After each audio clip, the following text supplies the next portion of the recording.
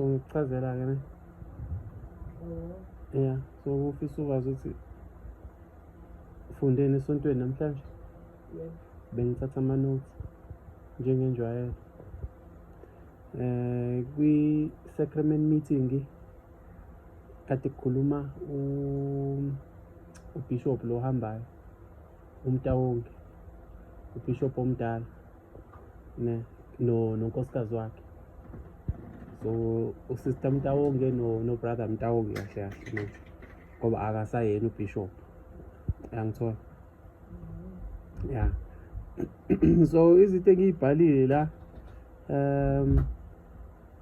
zi-based on ama-talk ekade besinika wona. And into ekade ingihlekisa ukuthi kade ngifike ngibhale into and then so mhlawumbe umuntu uzosekhuluma ngibhale because angibhali word for word into ayishoyo umuntu, ngizobhala ama-inspiration engiwatholayo from umoya oyingcwele, yabo le nto leyo. So ngifike ngibhale into and then mase umuntu ekhulume exactly amagama apho engiwabhalile or ehambiselana exactly nawo, yabo le nto leyo. Yeah, so yenye into ati ingihlekisa leyo.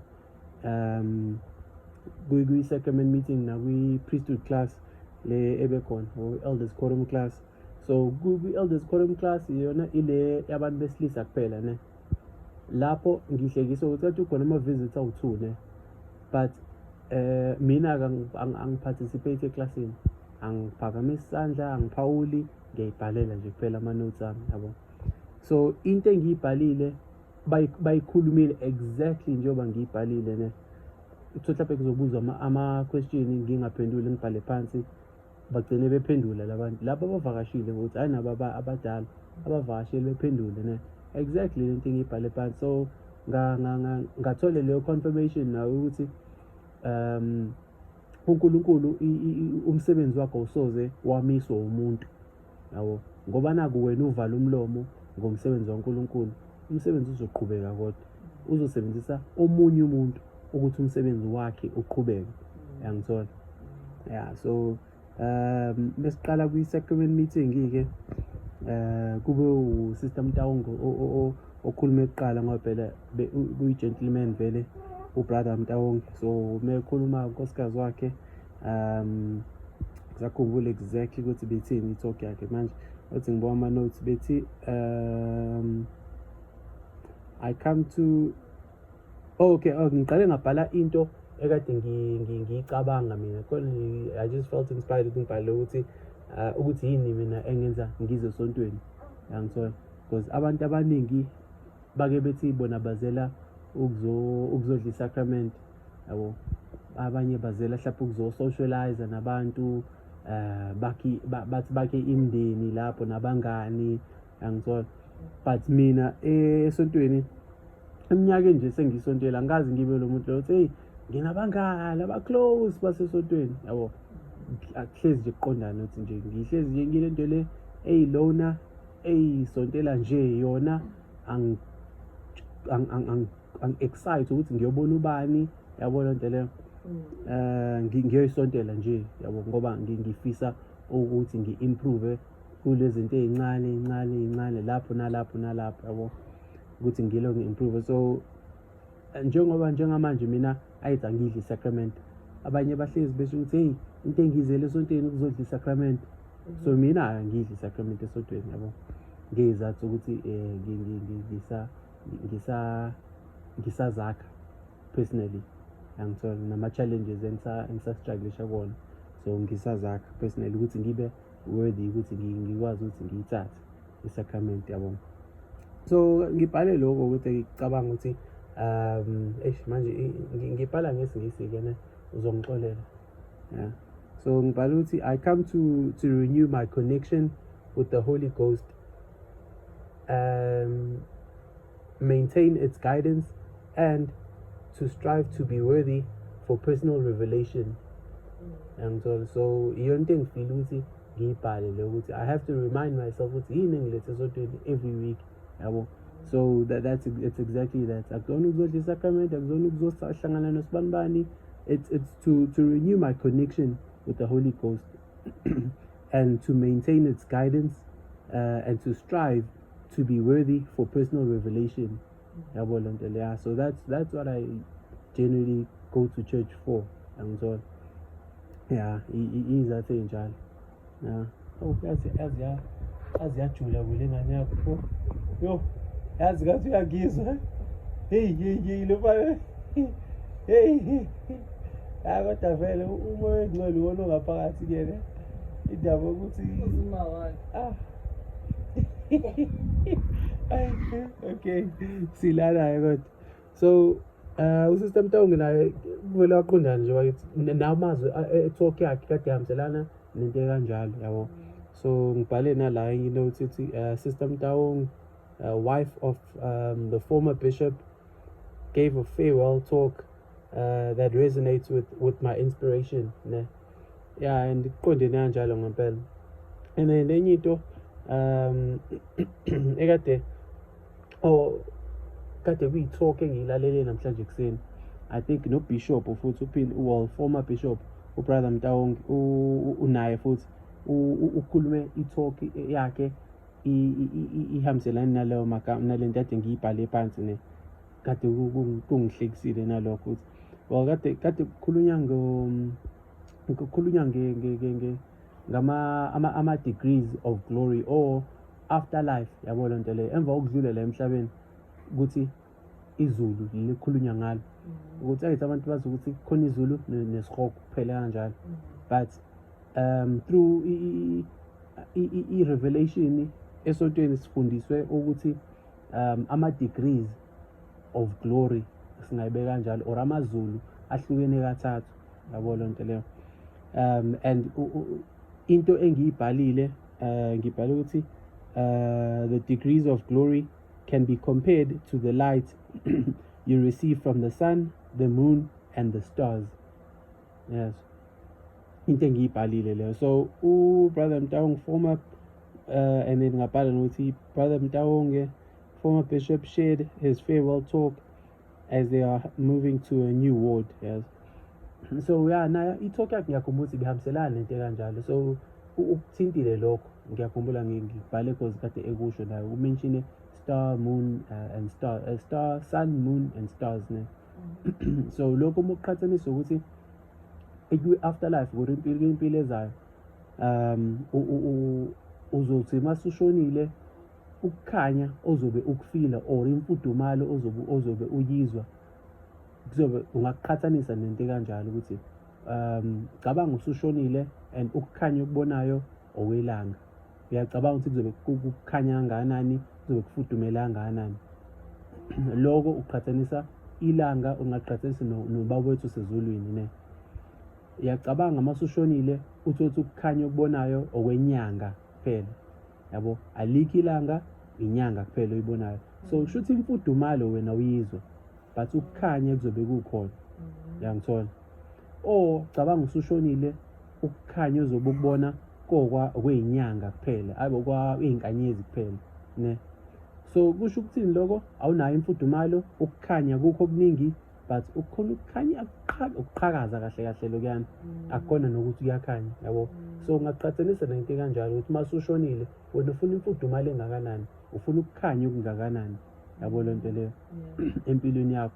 And ukuphila impilo yethu lesiphila la iyona ezodetermine ukuthi impilo ezayo uzobona ukukhanya okungakanani, uzozwa imfudumalo engakanani, ubaba wethu sezulwini uzobe esondelene nawe kangakanani, yabo. Because uzophila impilo la ezokuqhelanisa nayo ugcina ubona ukuqhakaza kuphela ungalizwi ilanga or ungakholelwa ukuthi likhona ilanga, even inyanga ungayiboni ukuyibona because uzobe ubona izinkanyezi kuphela wena okukhanya le kude, yangithola. But and then yeah and then into kodwa esayifunda ukuthi uJesu into ayifela ukuthi noma ubona ukuqhakaza kodwa uyakwazi ukuthi uxolelwe emaphutheni owenzile ukuthi uyibone inyanga, ubone ukukhanya okungcono, ubone ukwazi ukuxolisa emaphutheni owenzile ukuthi ukwazi ukuyizwa imfudumalo, ubone ilanga, yangithola. Yeah. And then kwaba inamba engiyibhalele enye, okay, when you find imperfections in your leaders, God is giving you an opportunity to be wiser than them. The same applies with our parents. In these words, everyone can relate. So loku ngiyakhumbula into ayishilo naye ubrother Mtawonke. So kade esho ukuthi kwama-leaders ethu siyasibona amaphutha ne. And into engibona ukuthi wonke umuntu uyarelate nayo ukuthi ukhula uyingane uyawabona amaphutha amzali wakho ne. And mawabona amaphutha amzali wakho ithuba lempeleni lokuthi wenze kangcono kunaye. Yabo, ithuba mawubona ama-leaders akho enza amaphutha, ithuba lelo uNkulunkulu akunika lona ukuthi wenze kangcono kunabo, yangithola. So kufanele wena mawubona la maphutha ungabagxeki kakhulu. You must learn from their mistakes. Yabo, i-principle engiye ngiphile ngayo mina ukuthi smart people learn from their mistakes, wise people learn from other people's mistakes. Yeah, ngiye ngizama ngayo yonke indlela ukuthi amaphutha amaningi, ama-experiences amaningi angisiboni isidingo kuze kuba wami ngiwa-one. Yabo le nto leyo ngiyakwazi ukwabhorowa, yabo, ngiwatsheleke kuwena, ngitsheleke experience yakho kodwa ngiyi-aplaye to the T empilweni yami, yangithola. Ngiye ngikhulume nabantu so mhlawumbe ngizokutshela ngithi nje ukuhlupheka kunjani, ukuhlupheka kunzima kanjani. Angikaze ngihlupheke empilweni yami. Yes, abazali babehlanganisa bepatanisa, angikaze ngike-experience ukuhlupheka. Ngikubonile kodwa ukuhlupheka ebantwini, yabo, ngaku-experience through abantu, ngakhuluma, ngalalela, ngafunda through abantu aba-experience first hand ukuhlupheka, yabo. So from i-interaction yami nabo ngifundile ukuthi kunzima kangaka. And ngabona ukuthi angifundi ngawabo ama-experience, ngingaze ngiyi-experience mina, yabo. So mengenza ngiphila, so mhlawumbe omunye umuntu uthi ngizosebenza kakhulu ngisebenzise komuntu ohluphekayo, yangibona lento leyo. Ngiyayazi leyo experience leyo ukuthi abantu ngikubonile, ngikuwitnessile ukuthi umuntu ohluphekayo usebenza kangakanani, yabo. So akufanele ngize ngihlupheke ukuze ngisebenze kangako. Angisebenze kangako ngoba ngiyazi ukuthi kune-benefits, yabo le nto leyo. Angisebenzanga ngoba ngibabonile bethuthuka beyisaphasa zonke le ngane ey'khule entofontofo, yabo le nto le. Abantu abahlupheki abakhule ngenhlupheko ngoba basibonile isimo sabo, kufanele ngi-improve, kufanele ngishintshe isimo sami and singafani nengiphuma kusona. So i-mentality enjalo eyangenza ukuthi engihlezi ngizama ukuyi-maintain, yabo. Kanjalo nokuthi abazali, if uzuthi uzobona abazali emaphutheni, na uzophinda amaphutha abazali wisilima yini, yabo. Uwabonile wawagxeka ukhula, uphinde nawe futhi uwenze, yabo le nto leyo. Ukhula ubaba wakhe enganondli n'iy'ngane zakhe, nawe ukhula ube ney'ngane ongeke uzondle, yangithola. Ukhule uzalelwe awuzalelwanga emshadweni, nawe uzothola iy'ngane ngaphandle komshado, yangithola. Yini yona oyifundile wena? I-experience yakhe ibe nzima, i-experience yokuthi ukhulele abazali bengekho bobabili la empilweni yakho. Nawe futhi uzuyophindisa ezakhe iy'ngane seziyozala le nale nale, ziphinde leyo experience yakho futhi, yabo le nto leyo. Awu-improve-anga lutho. Asikakhulumi lana ngesimo sokuthi mhlambe uzube nemali, yabo. Asikafiki lapho, asikakuthinti inhlobo lokho, yabo. But ukuthi nje ama-choices owenzayo ewodwa, are they wiser than ama-choices enziwa abazali bakho, yangithola. So into ekanjalo ade eshiwo ubrother Mtawonke ukuthi ama-experiences or ama-imperfections esiwabona kwama-leaders ethu, ukubona ama-leaders ethu enza amaphutha, mhlawumbe abafundisi, othisha, yabo le nto leyo kanjalo, ama-manager akho, yabo. Uma ubona i-manager yakho yenza iphutha, ithuba lakho lokuthi wena ustrive kube i-manager khona uzo-improve kwamaphutha ayo, yangithola. If uzuthi usebenza under i-management ebhedayo, note down yonke lento abayenzayo ebhedayo, wenze sure ukuthi uyazi-improve ukuthi ufike kulelo zinga lokube i-manager khona uzoyishintsha leyo behavior for abantu abazokuba ama-subordinates akho-ke wena, yangithola. Yeah, so into kanjalo ayikhulumile ubrother Mtawonke. And then masesidlulela saba neclass lesibili thina isonto lihlukana kabili ne, kunamalesson amabili. kuqala i-sacrament hlezi kulandela esibili lesson, either kuba e-Sunday school or kuba e-elders quorum. Elders quorum abantu besilisa bodwa or ibizwa nge-priesthood class yabo. I-priesthood class le ibizwa nge-elders quorum kahle kahle, kodwa ya i-priesthood kusuke i-priesthood yabantu besilisa ne. So sometimes yabesilisa bodwa, sometimes kuhlangene abesilisa nabesifazane. And then kuleyo class ke le elders quorum or i-priesthood class kade sibuka enye i-talk eyanikwa omunye wabaphathi nge-general conference last year ngo-October, because awu-2 ama-conference, khona eba ngo-April khona eba ngo-October, so every 6 months ngasho njalo ama-leaders asinika ama-talk umphako wendlela ngasho njalo ne. So lana-ke kade ekhuluma nge-recipe for something, recipe something nje le, yabo ngibona enzayo ngathi insizwe ekukhonzile ukupheka leyo, yabo. So akafani nami uhleka lokho mhlawumbe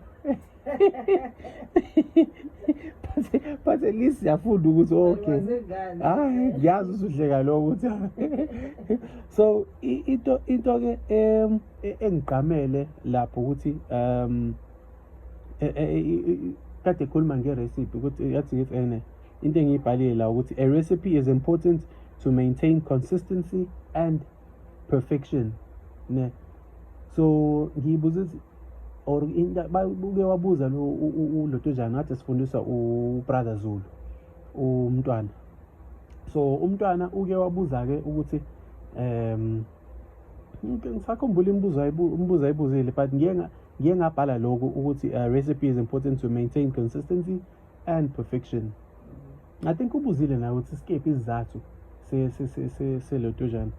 Lengane yakhe inhle lembuka ngayo kabukhanya. Lengane ngeke ayezwa lengane, ayezwa ngeke ngikwazi, ayezwa lengane izophendula le, izophendula le. Yeah, so umntwana ke mebuza ke I think ubuze ukuthi yini izathu se-recipe ne. KFC example enkulu nazo wonke ne, yini izathu se-recipe. So mina into ngiye ngayibhala, I felt inspired ngiyibhala ukuthi a recipe is important to maintain consistency and perfection, yabo. I remember nansi into yokuqala le ngiyibhale ngiyade ngiphendula umbuzo wakhe, yabo, ethi kade ebuza ethini ngapha, I think bebuza lo mbuzo lo, so ngathi mina personal value, yabo. Oh, I think bebuza ukuthi ethi yini yenza into ibe i-secret, because bakhulume ngama-secret ingredients, yabo, because kade yakhulunywa ngama-recipe yangithi. So wathi yini yenza ukuthi into ibe i-secret ingredients. So mina-ke ngabhala ngathi personal value, yabo. That is what makes i-recipe ibe i-secret ingredients, yabo. It has personal value, yabo. So nenye into engiyibhalile la ukuthi this is what makes a recipe a secret, yabo. You may have access to the ingredients, but a recipe is what makes you reach the desired results. Ne. So kanjalo no KFC. Yonke into KFC ayifaka ekudleni kwakhe ikhona accessible la emhlabeni, ne. But when awazi ukuthi ufa ngama quantity ya kanjani, yangithola lento le. Iyona into eyenza ukuthi kube recipe yakhe. Yabo lento le. And then nenye into futhi engiyibhalile lana ngibhale nokuthi our lives should be our lives should be striving to reach the celestial kingdom. The scriptures give us the recipe, Jesus Christ being the most important ingredient. So kade ngikhuluma lo ukuthi or kade ngifeel inspired by lo ukuthi impilo yethu umuntu ukebuza ukuthi yini esiphilelayo, yabo. So i-recipe yempilo yethu siyayithola kuma-scripture, and ama-scripture as much as ungathi broad, but ingredients ebaluleke kunawo wonke sokuJesu Kristu, yabo, or into asenzela yona uJesu Kristu. And then nansi enye into engiyibhalile yokugcina ukuthi through Jesus Christ we learn the steps to follow. Through Jesus, we even correct our mistakes. Ne? So iphela lapho le izinto engiyibhalile. So kade ngikhuluma ukuthi iBhayibheli or ama-scriptures because maningi ama-scriptures singakhuluma ngawo. Elinye ethu esisebenzisayo i-Book of Mormon. So ama-scriptures akhuluma ngokuthi impilo yethu fanele siyiphile kanjani, yabo, silandele iy'nyathelo zaJesu Kristu, ne. But into emnandi kunawo konke ukuthi ama-scriptures futhi aphinde sifundise ukuthi uJesu uyena owasinika ithuba lokuthi even if kwi-recipe yakho mhlambe wenza iphutha, yabo le nto leyo, uyakwazi ukuthi uphinde ulilungise lelo phutha lelo through yena, yabo. But in reality mawupheka awukwazi ukucorrecta iphutha once walenza, yabo le nto leyo. Kuyokuthi mhlawumbe angazi ngokubhaka nokupheka, yabo, but I'm guessing ukuthi once nje wamixa kuyenzeka umuntu ufaka usawoti kakhulu, yabo le nto leyo. Once waphonsa usawoti nje kakhulu kwi-rice for instance, akukho ukureversa leyo nto leyo. Yeah, but uJesu-ke uyasinika lelo thuba lokuthi noma usulenzile iphutha but uphinde ucorrect, yabo le nto leyo. Hhayi ukuthi kufanele uzuqale phansi, but uyakwazi ukulungisa going forward. Yangithola, uxolelwe. Yeah, so into kanjalo iyona into engiyifundile-ke namhlanje. Yeah.